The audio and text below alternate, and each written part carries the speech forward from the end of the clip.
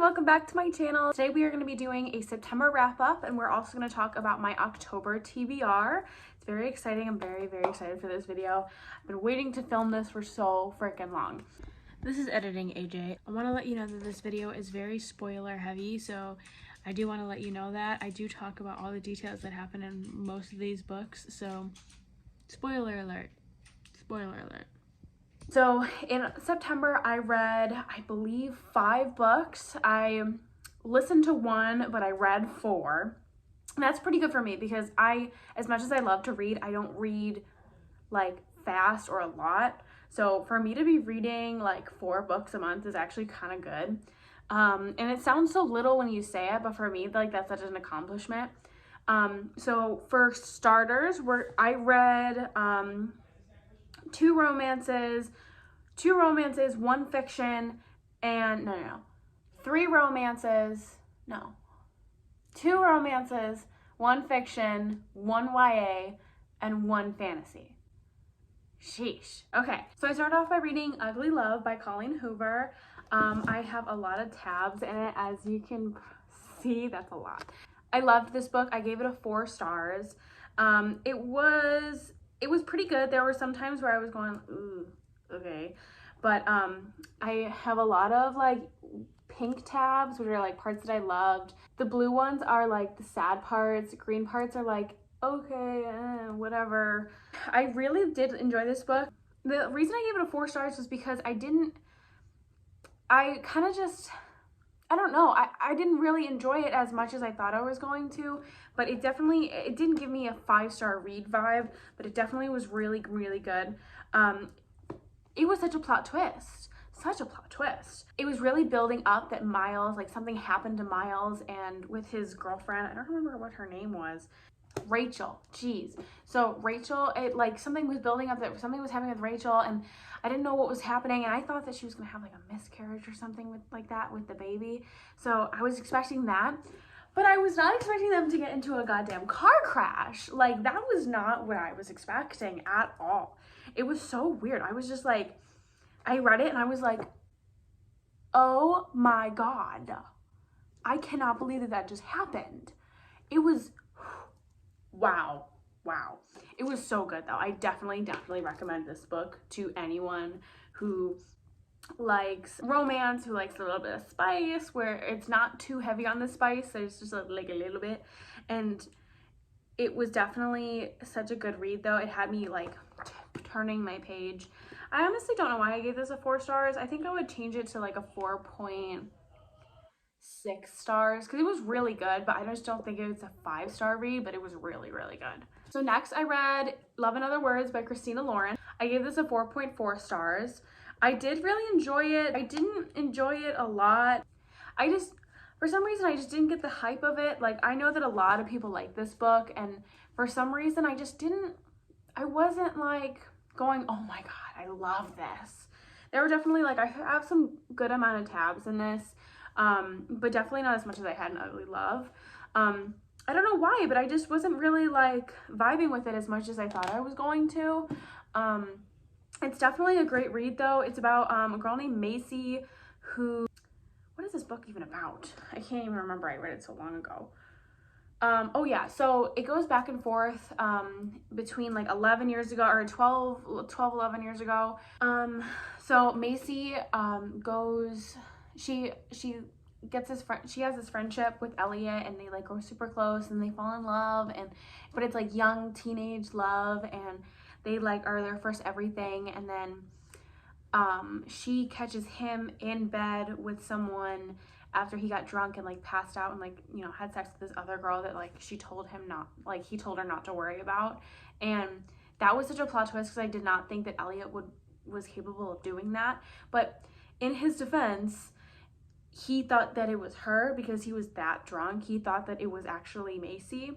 So I don't know, but like then they stop talking and then they reconnect after so long, and she's like engaged to be married to a guy that she's only been dating for like 6 months or something, like super low like that. But then they fall back in love, and it's cute, and I did really enjoy this story. For some reason, I just did not get a big hype. I did really enjoy Christina Lauren's writing.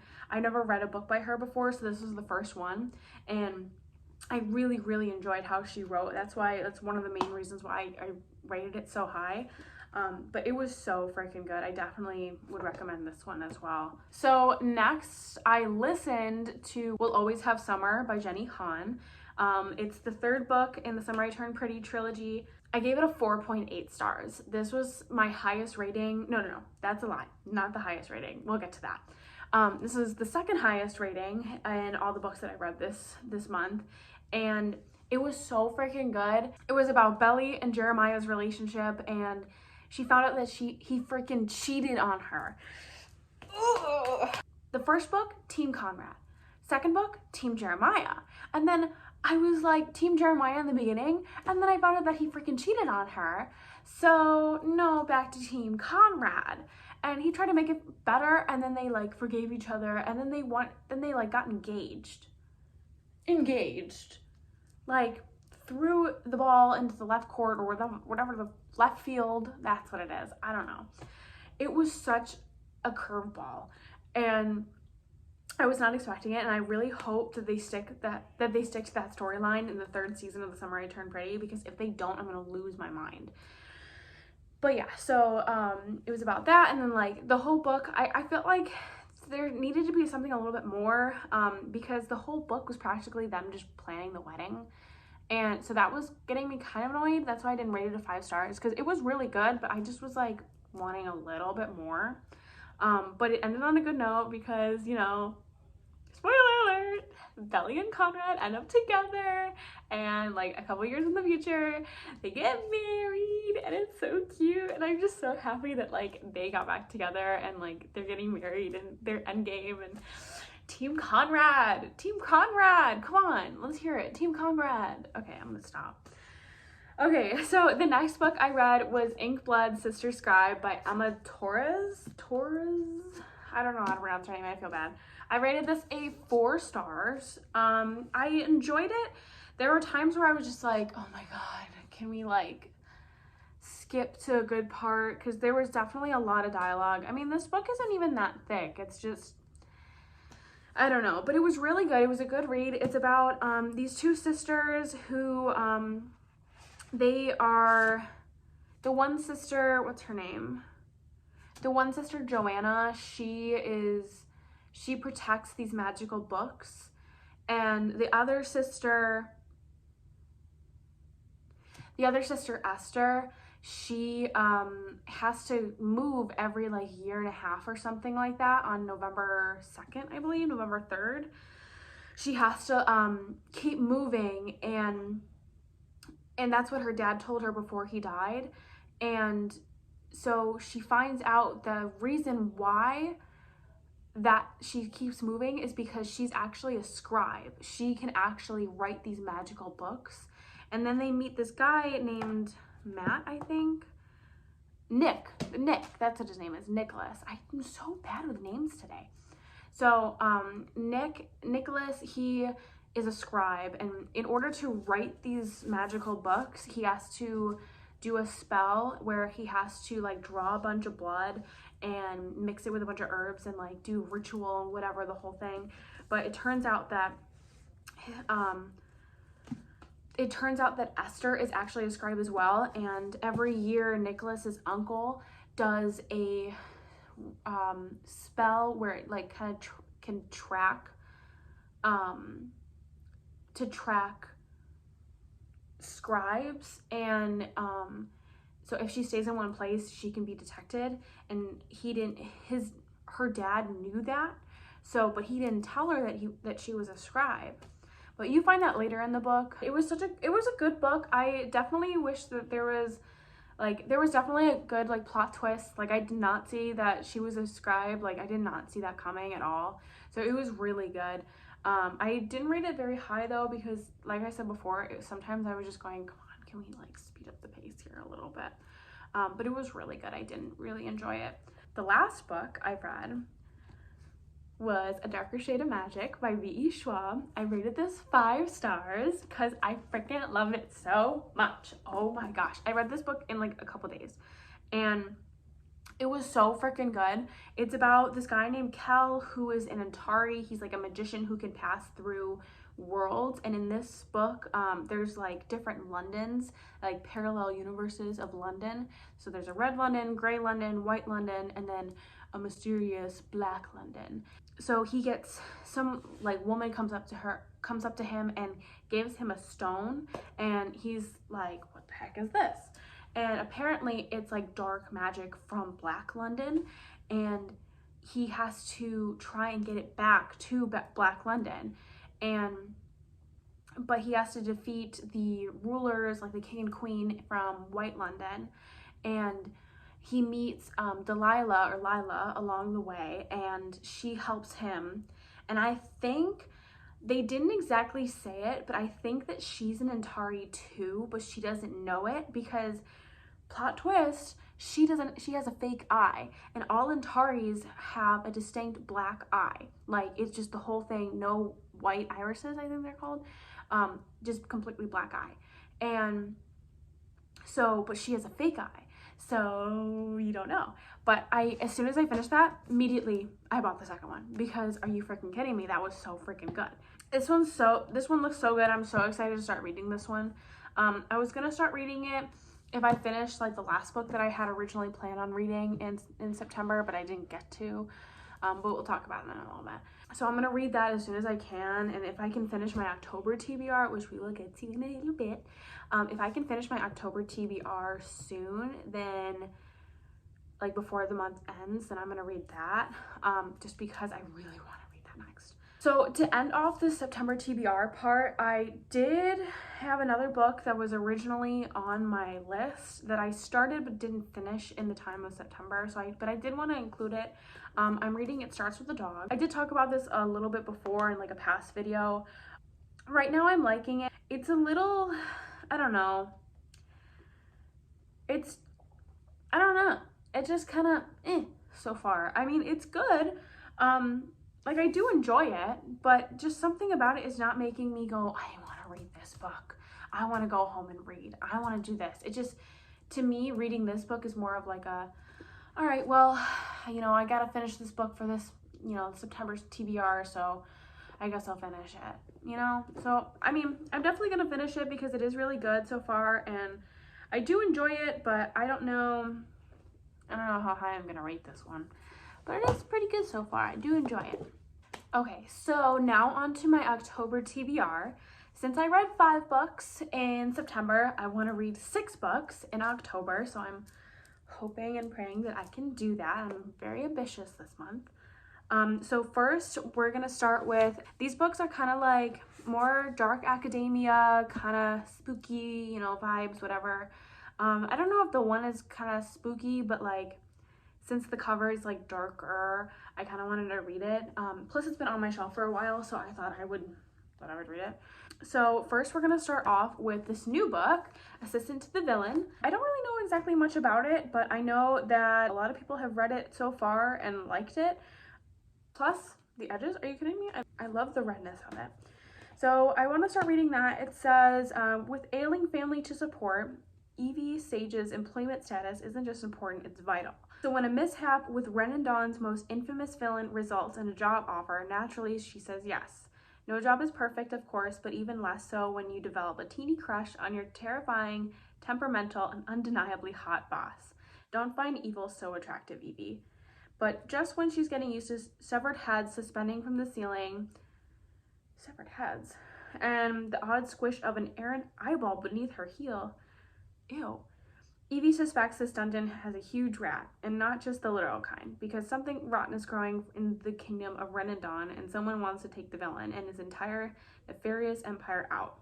Now Evie must not only resist drooling over her boss, but also figure out exactly who is sabotaging his work and ensure he makes them pay. After all, a good job is hard to find. So yeah, I guess she's literally an assistant to a villain. So, I don't know. It's a new release. We're gonna give it a chance. I don't know. I know that like my boss, she said that she didn't really like it that much, but who knows? Maybe I'll like it. So the next one on my TBR is Dance of Thieves by Mary E. Pearson. A formidable outlaw family that claims to be the first among nations. A son destined to lead, thrust suddenly into power. 3 fierce young women in the Ratten, the Queen's premier guard. A legendary street thief leading a mission determined to prove herself. A dark secret that is a threat to the entire continent. When outlaw leader meets reformed chief, a cat and mouse game of false moves ensues, bringing them intimately together in a battle that may cost them their lives and their hearts. So I'm gonna guess this is like found family, maybe? I don't know. I know that like Sarah Crowley, Haley Pham, I know that they all read this and they liked it, so I do want to read this. I've had this for like a couple months now and I'm excited to start reading it. I hope I like it. I really hope I like it. So the next one I'm so freaking excited for. It's Ninth House by Leigh Bardugo. I love Leigh Bardugo. I love her so much. I love Shadow and Bone, Six of Crows, all of those. I have No Mourners, No Funerals tattooed on me, so, you know, I kind of have to live up to this. So I am so excited to read this. This is like, she's a Yale freshman, and Alex Stern. She's a Yale freshman and something happens and I don't know, but either way, I'm just so freaking excited to read this book. I have this one and I also have Hellbent already. So I am just so excited to read this. I've heard nothing but good things about Ninth House and I'm so freaking excited to start reading this. I don't know how many times I can say that. I'm just so excited. I read like the first chapter or so, like in January, February or something like that, and I don't know what happened. I think I just was like, let me finish this other book that I'm reading, and then I think that's what happened. I was reading another book. Either way, I am going to finish this so fast. I can already tell. I'm so excited to read this. So next is kind of I think this is a romance. I'm pretty sure it's a romance, but it's Love in the Time of Serial Killers.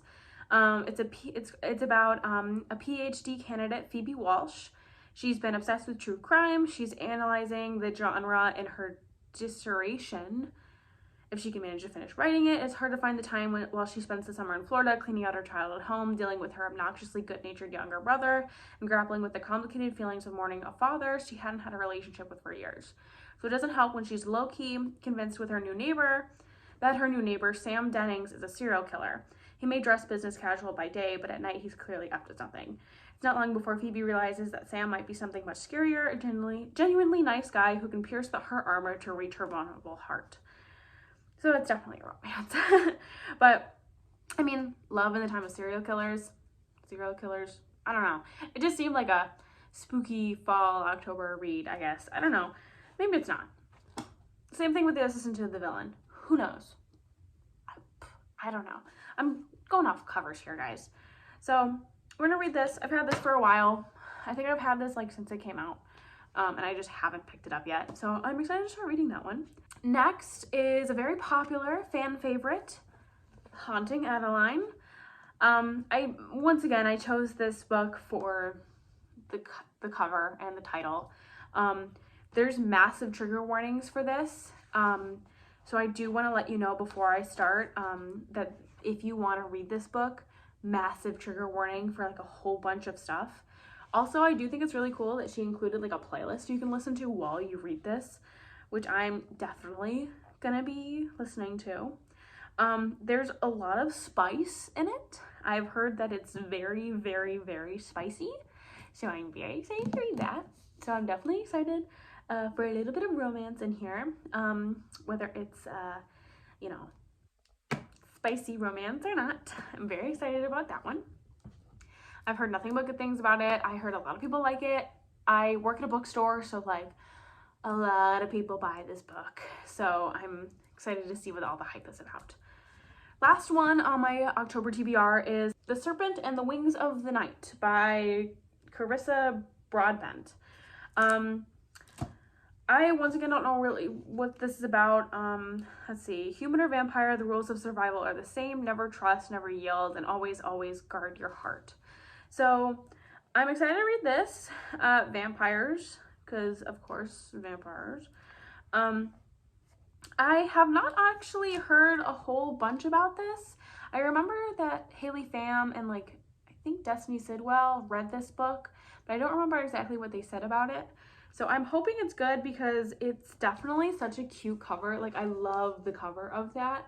It's so cool. What kind of scares me a little is the font is very tiny. It's very tiny.